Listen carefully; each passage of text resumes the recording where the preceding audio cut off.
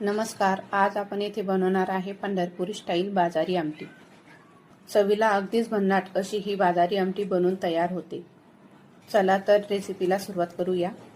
आणि तुम्ही माझ्या चॅनलवर पहिल्या वेळेस आले असाल तर माझ्या चॅनलला सबस्क्राईब करा आणि व्हिडिओला लाईक करा.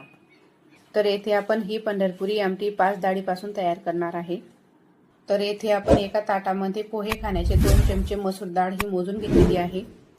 2 चमचे इतकी आपण येथे हरभरा डाळ घेणार आहे आणि 2 चमचे आपण येथे मुगाची डाळ घेणार आहे आणि 2 चमचे आपण येथे पॉलिश केलेली उडदाची डाळ घेणार आहे आणि 2 चमचे आपण येथे तूर डाळ सुद्धा घेणार आहे.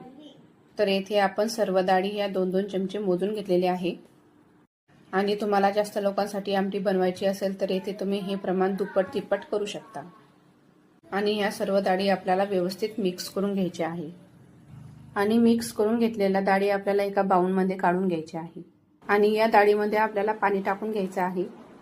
आणि या सर्व डाळी आपल्याला हाताने व्यवस्थित चोळून 2 ते 3 वेळेस धुवून घ्यायचे आहे. तर बराच वेळ आपण डाळी खराब व्हायला नको म्हणून डाळीला पावडर लावून ठेवलेली असते, म्हणून आपण येथे सर्व डाळी धुवून घेणार आहे. तर बराच वेळ डाळीमध्ये कचरा वगैरे असतो, तर डाळ धुवून घेतल्यामुळे त्यातील कचरा सुद्धा निघून जातो. आणि धुवून घेतलेल्या डाळीतील आपल्याला पाणी काढून घ्यायचं आहे. आता आपण सर्व धुवून घेतलेल्या डाळी एका कुकरमध्ये टाकून घेऊ. या सर्व डाळी लवकर शिजायला हव्यात म्हणून आपण या कुकरमध्ये डाळी शिजवून घेणार आहे.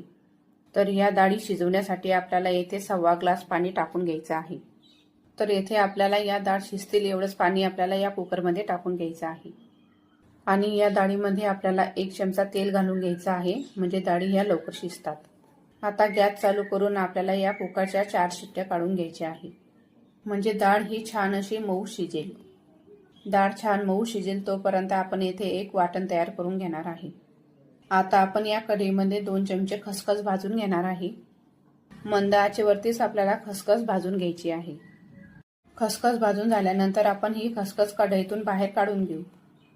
आणि त्याच कढईमध्ये आपल्याला 1 वाटी सुकं खोबरं खिसून घेतलेलं भाजून घ्यायचं आहे. येथे आपल्याला खोबऱ्याचा खीस भाजण्यासाठी अजिबात तेलाचा वापर करायचा नाही. तर येथे आपल्याला खोबऱ्याच्या खिसला छान असा तांबूस कलर येईल तोपर्यंत भाजून घ्यायचा आहे. आता खोबरं सुद्धा छान भाजून झालेलं आहे. भाजून घेतलेलं खोबरं आता आपण कढईतून बाहेर काढून घेऊ. आता या कढईमध्ये आपण एक मोठ्या आकाराचा कांदा उभा कट करून घेतलेला आहे, तो आपण या कढईमध्ये घालून घेऊ. कांदा छान आणि लवकर भाजायला हवा म्हणून आपण यामध्ये 1 चमचा तेल घालून घेतलेला आहे.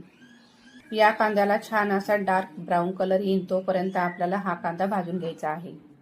साधारणतः 2 ते 3 मिनिट आपण हा कांदा भाजून घेणार आहे.